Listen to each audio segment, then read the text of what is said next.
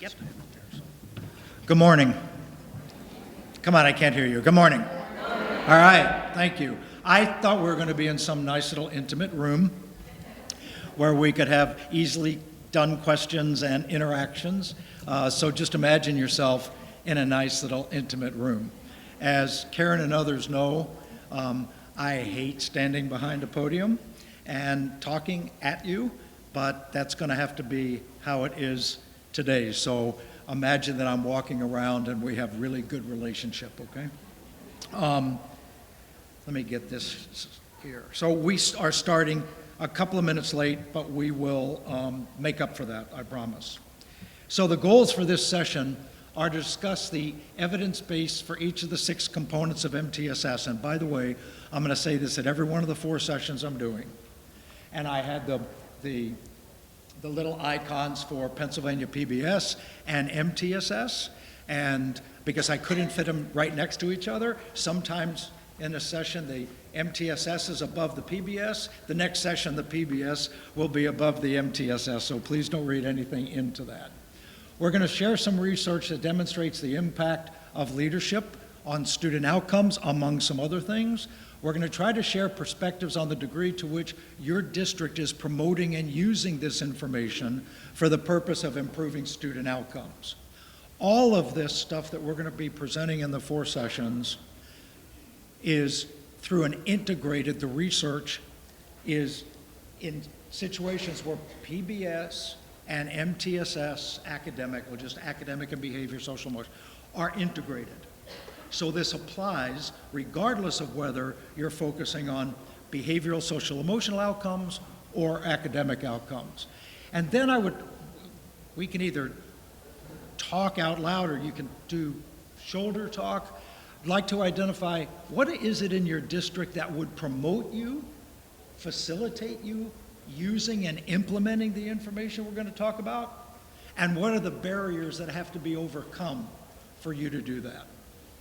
How many of you are involved in any kind of, at any level, systems level implementation of PBS and academic MTSS? Put your hands up. Okay. So you know, if you're systems level people, that all the content around, I'm just going to call integrated MTSS and quit saying both. It's easy to understand. The skill sets are not that difficult. What is difficult is trying to get the system to accommodate to being able to do it, right? So unless we can overcome, identify, lessen, reduce the barriers to implementing this stuff, it's just going to remain theoretical and academic. So we'd like to spend a little bit of time today talking about that. So you'll notice on this graphic here that there are lines, arrows, going from each of the components of MTSS to the multiple tiers of instruction.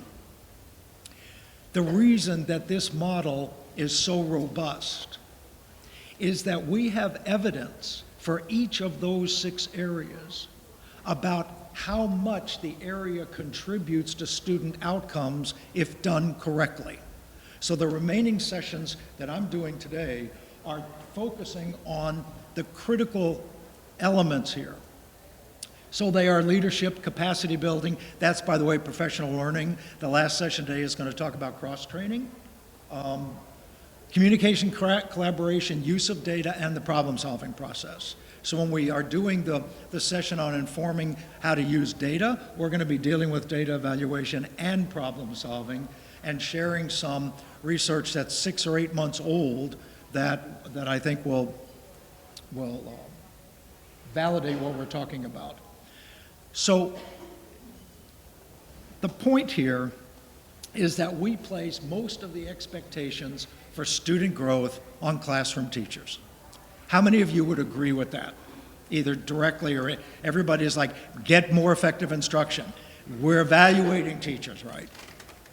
Well, I've had many jobs in my career, and the one, Mark Shin and I were talking last night, the one that has taught me more than any other of the seats that I've sat in was being a building principal. When you are, how many of you have been or are building principals? Awesome. And this session is for you if you are. However, based upon the research, we know that teachers contribute more to student outcomes than any other entity. However, it only accounts for 33% of predicting those outcomes. So we're putting 100% of our expectations in a place that at a great day with light southerly breeze and low humidity can account for about 33% of the variance. We're leaving all the other stuff on the table. And you can push teachers harder, but unless we deal with these other components, we're not going to make any progress. So the other factors, value add. The question is how much and how do we have to do the factor to get everything that it can contribute? That's what we're going to talk about. So fasten your seatbelts, this might be a rough ride, okay?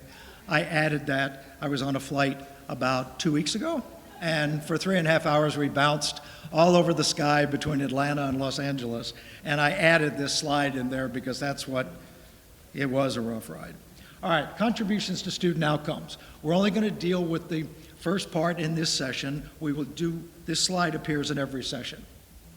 Instruction counts for about 33% of what predicts student outcomes. Leadership, the type of leadership, how it's done, what principals do, accounts for 28%. So you have now 61%. You have control over 61% of what predicts student outcomes. You can add it with some collaboration. We're going to talk about that in a session. There's only 2 things we can collaborate around that are evidence-based to improve student outcomes. Only 2 things. We can collaborate on all sorts of stuff, but there's only research showing 2 focus areas for collaboration that have anything to do with improving outcomes for students. So we'll talk about that later, but the question here is, as a principal, as a district leadership person, as a teacher, if you know there's only 2 areas that when you collaborate, it's going to show meaningful outcome for students, then we need to know that so that when we're spending a lot of time collaborating on stuff that doesn't, we have to ask ourselves why. Problem solving. How many of your districts have a consistent, implemented with fidelity, specific protocol to carry out the steps of problem solving when you need to use it? Okay, we'll talk about that later. Capacity building, which is professional learning. How many of you are professional learning people? Whatever that means. Come on, patent people, you have to stick your hands up. I'm going to force them to do it. There is not a lot of research that shows that professional learning has direct impact on student outcomes. And if you Google it, you find we're going to spend a session on that. I won't say anymore. And data evaluation, just having data is not helpful. And generally using data is not helpful. It's specifically how you use the data that will result in student outcomes. And it's a fairly narrow set of how to use data. So all of these areas, these are the 6 components of MTSS. And if we want to get the biggest bang for our buck on student outcomes within the framework of MTSS, we have to harness every one of these areas in order to grab the percent that it lifts up students. And that's what this session overall, this is about the leadership part of that today in this session. Okay, let's see why here it goes. Try to go back this way. All right. So I would like to, we're going to do just hand raising here. Discussion. The data that were just presented could support the following conclusions. The components of MTSS do have evidence that supports their inclusion in an MTSS framework. And by the way, these are the only ones that do. It's important that educators in the district know and understand these data to attain consensus on which practices to prioritize based upon student need. What are the implications of these kinds of data on your current practice? I would like for you to turn around, turn to the person next to you. So the basic question is, as we're promoting and implementing MTSS in your school and your district, are these data in front of you saying this practice contributes this much, and to get that much, here's what that practice has to look like? So how are you, just talk about this. I'm going to give you about 4 or 5 minutes. You can shoulder partner, you can turn around. Is this new information? Are you using it? So I'm just going to stop and let you talk about that table that we just looked at, and I'm going to put the table back up. So go. Okay. So I don't know what you were talking about because there was a lot of noise. Hopefully it was on topic, right? Let me ask you this. In your district or in your workplace, because I know you come from a variety of places, put up your hand if there, well, let me ask you this. How many of you say that you, well, I think you're all going to do this. I really do believe in evidence-based practices. Put your hand up if you do. Okay. How many of you believe that right now in implementing MTSS, given just the brief discussion we just had, that you're maximizing and implementing those specific practices across all of these areas that raise student achievement? How many of you are satisfied with where you are with that? I don't mean you personally, but okay. So my big message, and because my job primarily now, retired from USF, my job now is facilitating implementation of MTSS in districts across the country. And some of those districts are very large and some of them are very small in the middle of nowhere. The first discussion we have is this discussion. Are you ready to look at every aspect of the educational environment in order to implement those practices that are tied empirically to student outcomes? So for example, and I give this example all the time, and I'm not, hopefully it's not pejorative. If you take a look at whether you're using John Hattie's stuff or whatever to look at effective instructional practices and the impact, how many of you are familiar with Hattie's stuff? You can go to a particular practice and it'll tell you exactly what the impact is likely to be on students. Let's take team teaching. It's almost a negative impact if it's done the way most people do team teaching. You can do team teaching with evidence-based practices for team teaching and it will have some effect. But it's not just like teaching with a friend. Most districts that I go to that really push team teaching, they don't do any professional learning on it. They don't use the practices that will make it work. They just use the idea of team teaching. And if we keep doing that across these areas, then we are going to be putting all of our eggs in that teacher being and providing effective instruction. And even as I was having conversations last night with people doing observations on A+ teachers, the best out there, they can't operate in an environment that also doesn't contribute and value add to that instruction. So let's take a look at leadership and its effects on student outcomes. That's the primary discussion for this session. So we're looking at leadership at the building level. There's not a lot of evidence-based, one way or the other, for what that has to look like at a district level. And I will tell you, in all my years as a building principal, I leaned on the district for what I needed to facilitate the best we could do in our building. And at times I didn't even think about being in a district. As long as they gave us what we wanted and stayed out of our way, we were all happy.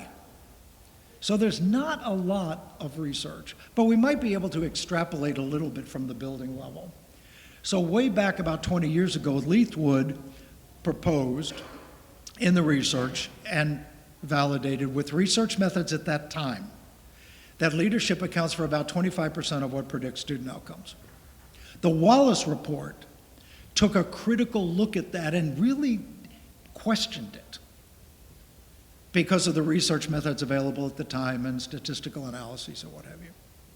And what they found out was Leithwood's was a low estimate. They stuck another 3 or 4 percentage points on it based upon the research they did to investigate the impact of leadership. So we can't leave almost 30% of what predicts student outcomes on the table. We cannot. And call ourselves effective educators. Classroom factors, we already said, explained about 33% of the variance, and the Wallace Foundation report in 2021 amped up what Leithwood found some years ago. So I basically have said this. You can look at this slide later. It's just the evidence for what I just said. And this basically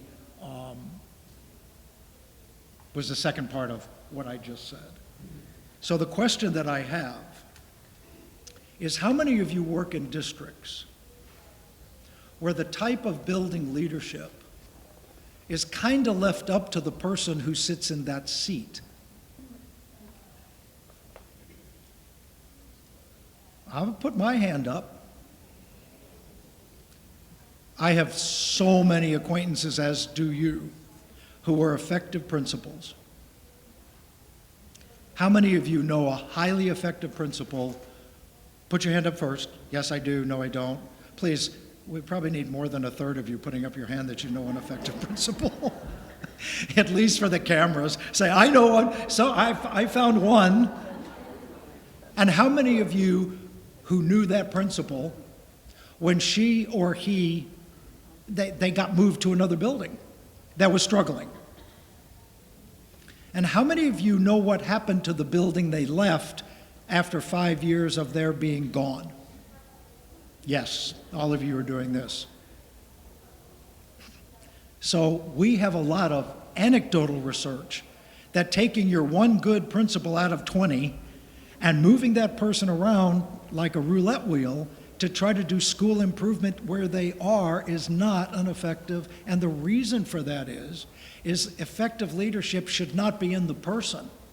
It should be in the practices that that person brings to the building, because those practices are evidence-based. The person should be the purveyor of effective practices, not some kind of person with a dynamic personality that everybody likes. So, food for thought. How in your district are building principals selected? So, not just because they have good outcomes in their building. So the superintendent, who was in Miami-Dade School District in Florida, which is where I'm from.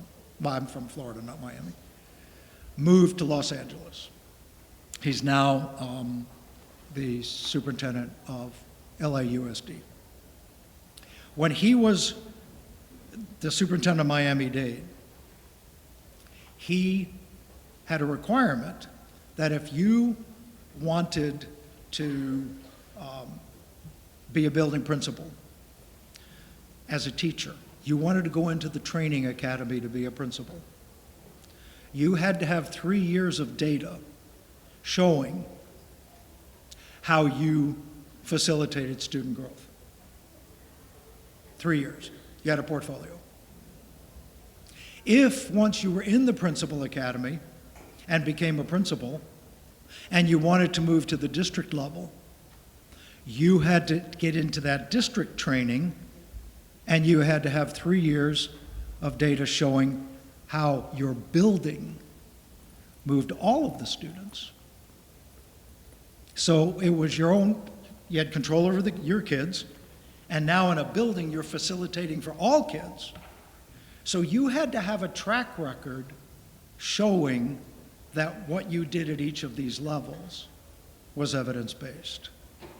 And I believe, although we can't parcel this out, the improvement in student performance in a Miami-Dade school district during his tenure was phenomenal. And I think it was because of how they developed teacher leaders, building leaders, and district leaders. They grabbed that 28 or 29% and kept it in an evidence-based alley. Teachers all of a sudden weren't teaching that much better, but teachers got a burden off their back. They were in environments where that teaching became more effective without them changing what they did. So that's a mindset that we have, something that you can take away today. There are two core functions of leadership that are tied to student outcomes. One is providing direction, structure, being, what term do I want to use? Being there to provide direction, as opposed to saying to a teacher, well, you've been in the classroom longer than I have. You really just need to trust your experience. That would be like a kid coming to you, and a parent and a family going, you're a high school kid, I'm really confused. Well, you're in that school every day and with the teachers. I trust you to do what's best. And you watch the person look at him like, if I felt that way, I would not have come to ask you for this. So providing direction and exercising influence, not forcing it. I'll talk about that in a moment, but notice what is not up here. Telling teachers how to teach.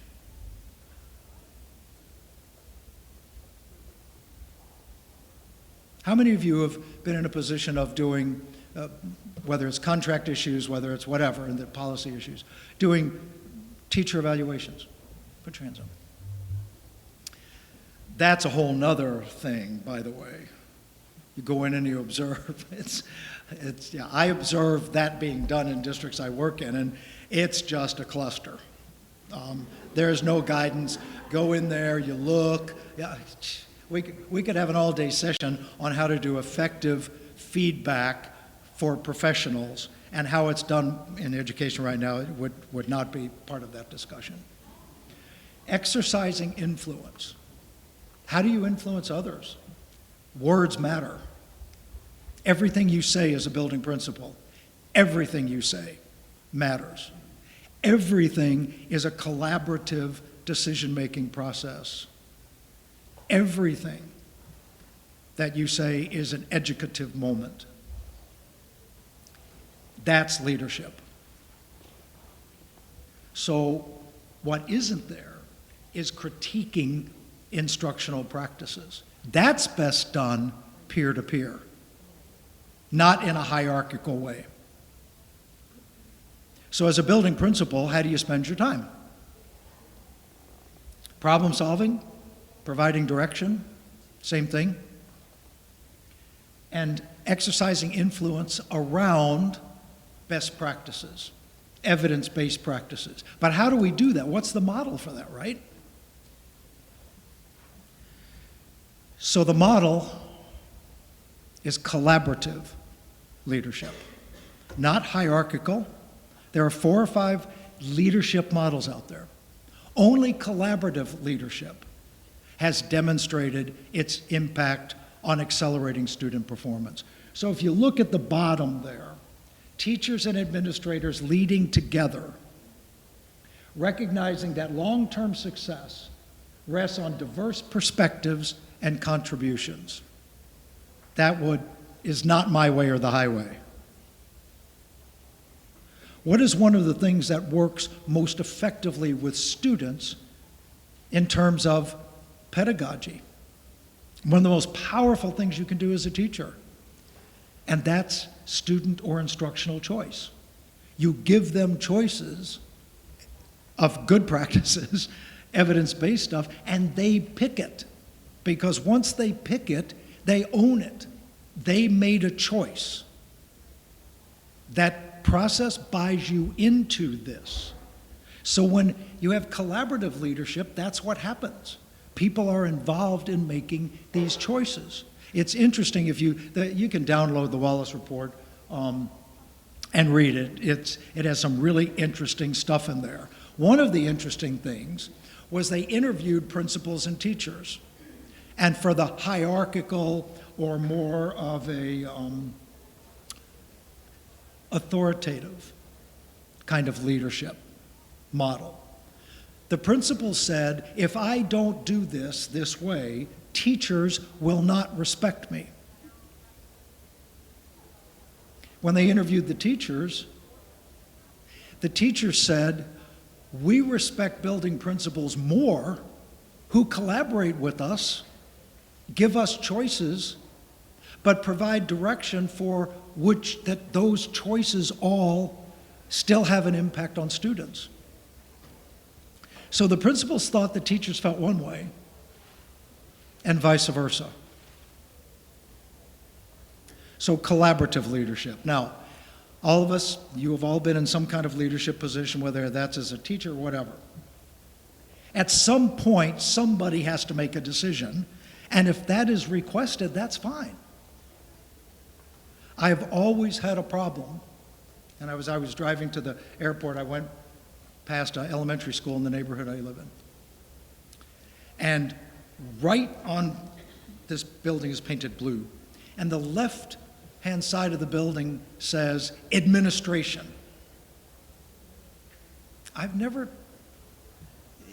Memos come from the administration. I don't know anybody with that name. So we have a lot of nuanced, hierarchical, authoritative things. Words matter. We're going to talk about teaming and collaboration in another session, but how you do that matters. It is a feeling. It is a mindset. You feel included or you don't. And when you do, and you've made a choice and buy into it, you're now working for yourself because it's your choice. So you work harder at making it a go. Even if it doesn't change practices you've been doing, you're now more invested in you doing those practices.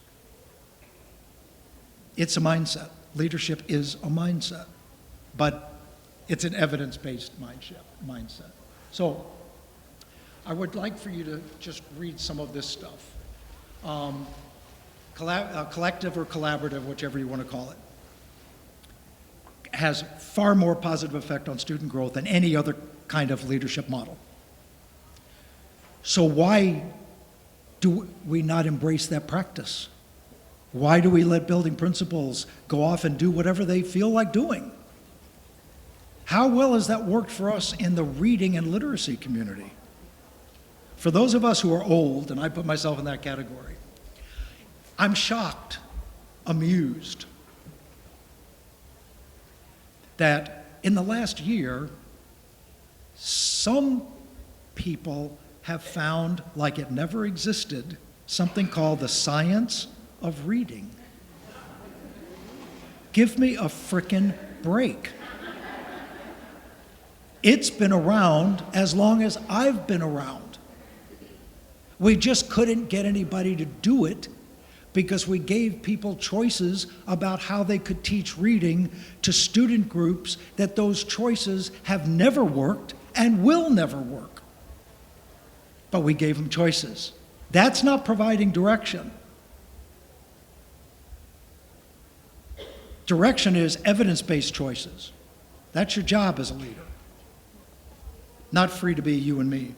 So I'm happy it finally has occurred, and the systemic change around this is interesting from a leadership perspective.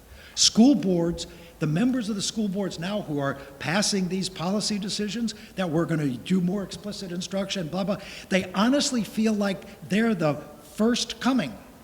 And that's good because they're invested in it and what have you.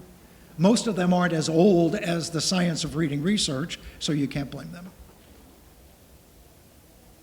But that's a perfect example of what happens when leadership simply keeps a lid on the place, right?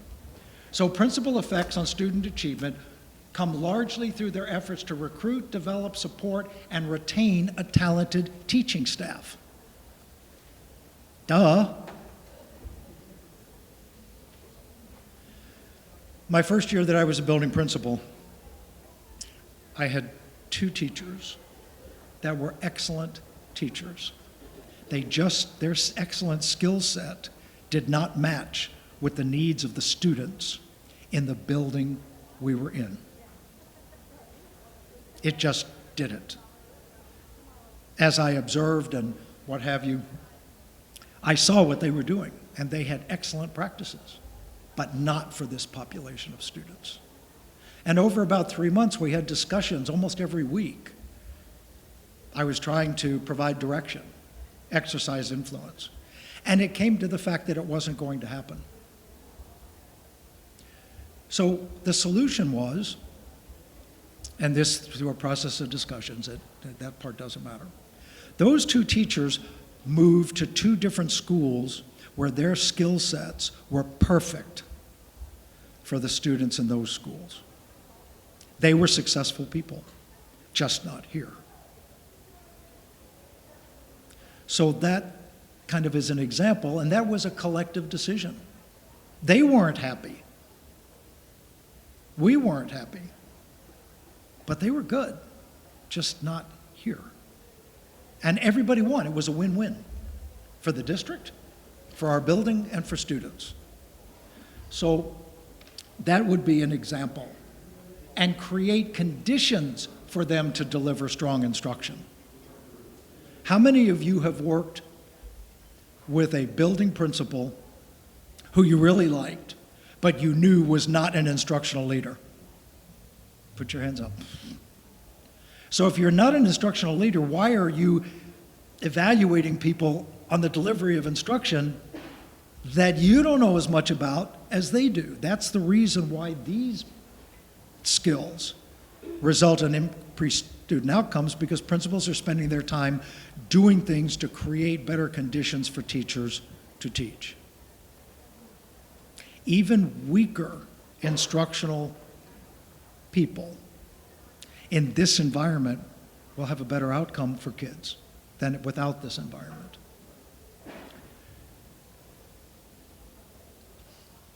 So you get that. So I want to move now to student outcomes. The magnitude of principal effects uncovered by these researchers and cited in the Wallace Report. By our systematic review of the most rigorous studies is substantially important. Math gains from replacing a below-average principal with an above-average one resulted in an improvement in student outcomes of about 1.18 standard deviations, which is significant, just by changing the building principal, the style of the building principal. That would be larger. That improvement in student outcomes would be larger than approximately 70% of the effects of various educational interventions in 747 studies.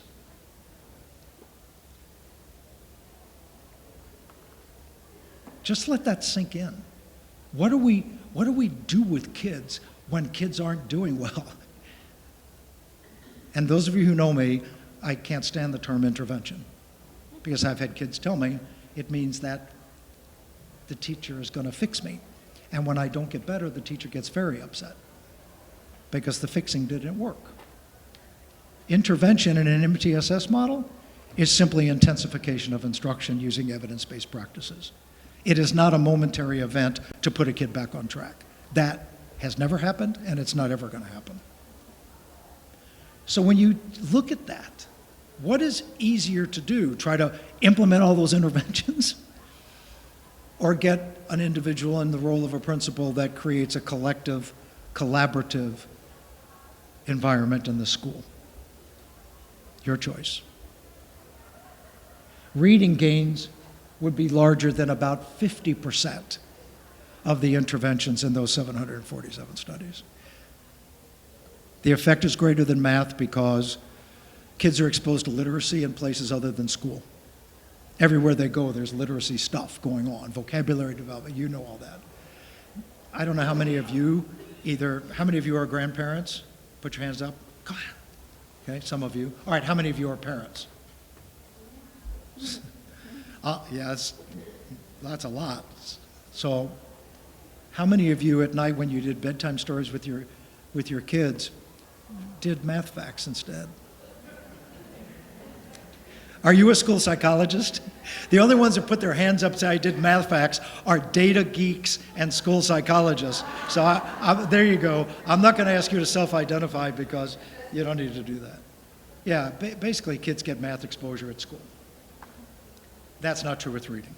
So we could go on and on with these kinds of data to validate this point. Rapid principal turnover has an adverse effect on instructional climate and student outcomes. There's a lot of research to show that if you change principles, and those principles, the new principal does not use the same practices and approaches as the old principal, particularly in schools that are a focus of student improvement, that student growth rate levels for approximately 18 months.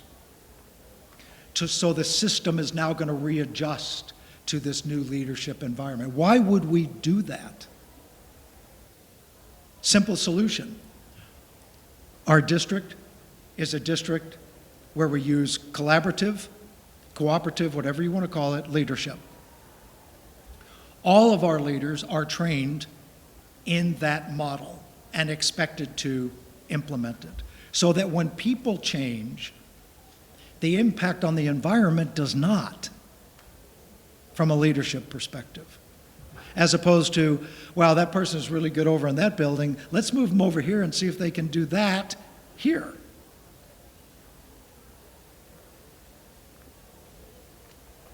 Harvard Education spent a lot of time looking at the impact of this rapid principal turnover and literally documented how many months the staff kind of pulled inside themselves and what happened to student rates of improvement.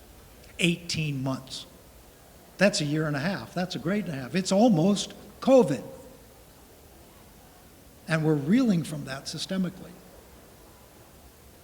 In rapid principal turnover, those buildings reel from that every year. So this issue with leadership, so rapid principal turnover does explain some of this negative variance. So priorities for maximizing student growth within an MTSS framework. This is just 3 minutes. Effective instruction delivery is sufficient amounts based on student. We differentiate schools. I just have to move around sometimes. We differentiate the tiers in MTSS by 3 factors: time, focus, and type. And I don't care whether it's behavior, academics, social, emotional. The higher up the tier, the more time you get, because the best predictor of student growth still and always is academic engaged time. That's why our first movement for Tier 2 is increasing time of the instruction, not changing it. So we need to have effective instruction delivered in sufficient amounts. And if you don't differentiate your tiers by time first, your MTSS framework is not going to work. It's that simple. Effective leadership, we already just been talking about that. and sufficient time for teaching teams to engage in collaborative and cooperative practices. Now, we're going to talk about what they have to collaborate around to get the bang for the buck. But they don't have time.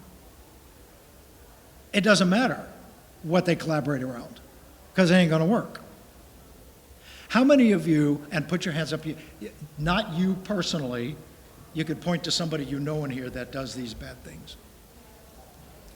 How many of you have been in a team meeting for a student who is not doing well, and everybody's focusing on what interventions can be done and what better effective instruction for a kid who has high absenteeism rates? I like the fact that you're laughing. It's stupid. And somebody needs to call stupid when you see it. How many of you have honestly sat, I hope you put your hands up, and said, we need to get butts in seats before we teach butts in seats? Can we hold off on what we're going to do academically and find out how we can get this student engaged in school first? Parallel right here. If you don't have the time to do the right stuff, you can't force it. So many school districts that I work with, including my home district, because of all this research, the state permitted school districts to take 1 day a week for early release. It's Wednesday. And there's early release about an hour and 20 minutes early. But it's mandated that this be used for cooperative, collaborative teaching teams. It cannot be used for anything else, not even making announcements. It's team time. And in the districts that embraced that, it wasn't required by the state, it was allowed. And the districts that did it showed student improvement significantly, particularly in literacy. So we differentiate the tiers by time. Yet we don't give our teachers enough time to work together to ensure that collectively, and look at the high school level, oh my gosh. It's random acts of teaching every 60 minutes or however you're blocked. And you don't have time to do anything. So those three things, if you're a leader, you want to be sure you're not saying what the instruction is. It's just a requirement that it be evidence-based instruction based on student need and sufficient amount of time. How many of you would agree that struggling learners do the Motel 6 thing, lights on, nobody's home? As soon as they realize in a lesson, I'm lost, I'm not going to get it, I can't do this. And how many times have we documented that the student is exposed to effective instruction required by IDEA in reading and math because they have good attendance and have been sitting in a classroom every day for 90 minutes getting ELA, of which they're engaged in 8 minutes of it? They might as well not be there. And behaviorally, if they have good social skills, they are there. If they don't have good social skills, they get moved out, which probably is one of the functions of behavior problems. So it, for me, is effective instruction, is instruction that is evidence-based, and we can show the student has engaged. It isn't a one-way thing. You have to show student engagement. We're going to talk about cross-training in the last session on things like behavioral observation. Observing students during instruction for things like on-task, off-task. As elaborate says, you can just figure out in a nanosecond what's going on, where you can simultaneously code teacher responses to students every minute, every 3 times a minute. And a lot of people do that. I'm not asking you to raise your hand. But when I work with people on that kind of stuff, I ask them, and then after you observe this student being on task 92% of the time, motor movement 4% of the time, did you go and review the work that the student did while you were observing that student? Maybe the student's writing down 50 times, there's some nerd watching me in the back of the classroom. So they were engaged. They physically looked engaged. But you look at the quality of the work, you look at the work product, and clearly they were not. No observation should ever be done without looking at the product of that observation. And you then say things like the student was on task 92% of the time. No, the student was not causing problems 92% of the time. How do you know they were on task? And if they were given work that they couldn't do, it was above their level, you'll find that out. So that type of stuff, sufficient time for teams to look at things like this. So those three issues. Kind of a little checklist. I got to make this go back and then. So what are your immediate thoughts about how you might use this information in your district before the end of the next semester? Think about that for a moment. I'm going to just see right now if you have any questions that you want to ask before I give you this task to do before we end. So as you're sitting there, what questions do you have that you would like to ask? Come on.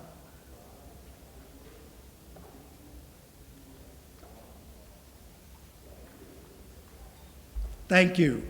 I'm having a left-handed moment here. Thank you. Whichever ones you want to ask first. You're in the back, and I heard your laugh. You have a voice that carries, so I'm going to put the burden on you first. I think my question is an opportunity for you to unpack just a little more. When we're talking about leadership, thinking about the implementation science, leadership is not just that principle. So how do we, I'm a staff developer. Yes. So how do we help leaders in the school see that leadership role as a shared team approach, and what does that look like from a fidelity standpoint? Sure. Her voice carried so well. You got that. Yes. Good job. So, in a collective leadership model, let's say I'm the building principal, and I just got dumped in this building, okay? I am going to have a conversation with the team in the school about my approach to leadership. As part of that conversation, part of collective leadership is distributed leadership. Not saying every one of you teachers should act like a teacher leader. Specific, what is it that teachers, if you take a teacher leader, you say that's an awesome teacher leader. What is that teacher doing? That teacher is probably supporting colleagues. That teacher may be convening these team meetings. You would want to identify collectively how everybody in this environment is going to have a leadership function, specifically.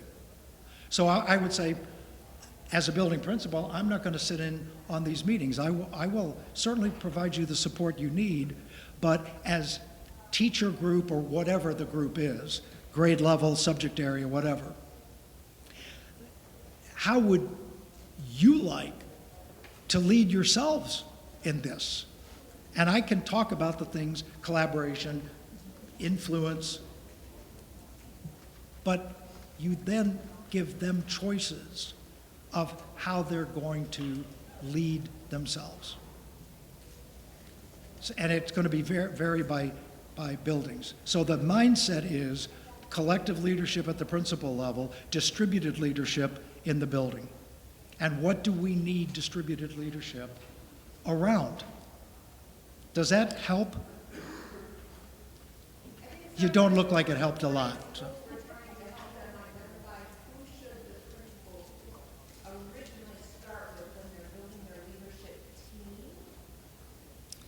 As a principal, when you go in, the first thing you do is listen. You're not going to come in and upset the apple cart. You want to know who those teams are, when they meet, what they focus on. You're just going to listen and learn. And then you start asking questions about, are you feeling that this teaming process is improving student performance? Are you happy with how it's going on? And I'd say more than 50% of the time I'm told no. Then we ask them to problem solve. Identify the reasons why you think this is not working. And then, what are we going to do about it? What do you want? You need to tell me what you want to do and the resources you need. If for some reason they can't, then you can do story starters. So it is influencing, it's not dictating. Is that a good example? Okay. So another one is around data meetings. And I will ask groups of people, do you feel confident in how these data meetings are going? And they're like, well, yeah, if either the school psychologist, the behavior specialist, or the data person is here. That means I'm not engaged in understanding and using these data. As long as somebody tells me what to do with it, that's not, the minute you get stressed about that, you don't have any survival skills about how to improve your use of data because you're waiting for the person to come in and tell you. So data meetings are one of the first things that we try to get some collective leadership around. Are you happy with how these are occurring? Are you happy that if there wasn't somebody here guiding you through your own data, that you could do it on your own? And the way we still use data, you really should have taken a course in statistics to be able to do it. It's silliness. There are better systems where you don't even have to understand all the statistics about data to make data-based decisions around instruction and behavior. So I could give some more examples, but does that process resonate? Okay. Other question. Now you got to match it so that you're whatever you. Oh, I can do that. Okay. Do you have time? Yes, we have 8 minutes. So my Don't. question, I want to frame it. Oh, okay. 5 minutes. Excuse me. Talk fast. All right, so do you have any suggestions on how to bring an admin team to this ideology? Yes. One of the examples I've already given you. If they're moving building principals from one building to another, and the building those principals left stops that level of growth and development, why is that happening? That's pretty obvious that becomes a person as opposed to a process. I could say, if you were not familiar with this, which I know you are, I could say something like, in a meeting, just influencing, leadership influence. So, collective leadership is well established to support student growth almost as much as instruction in the classroom.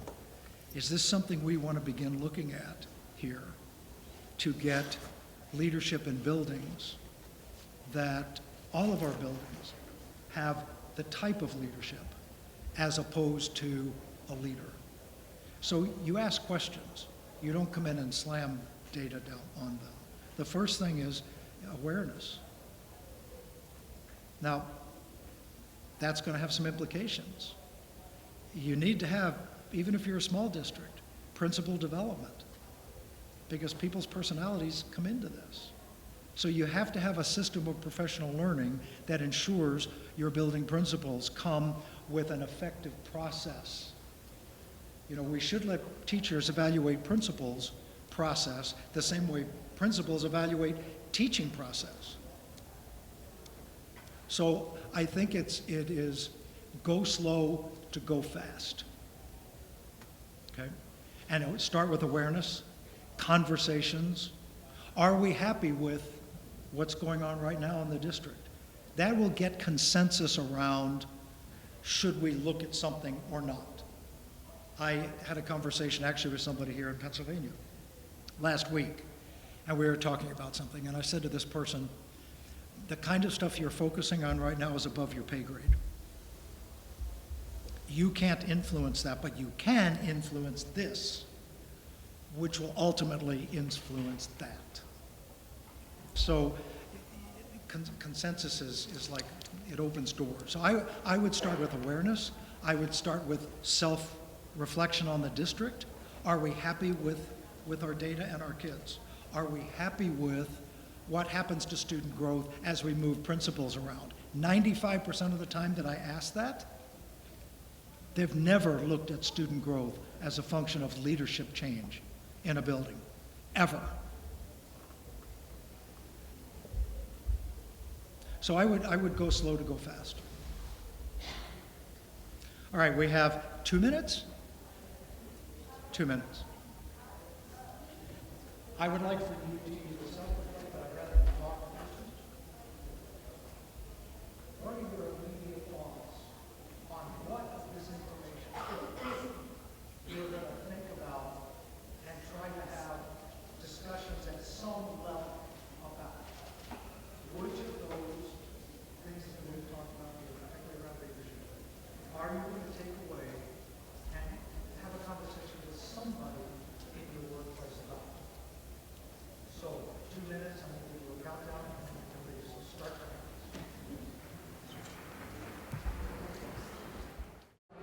I want to say 2 things before you leave. We actually have 45 seconds. 2 things.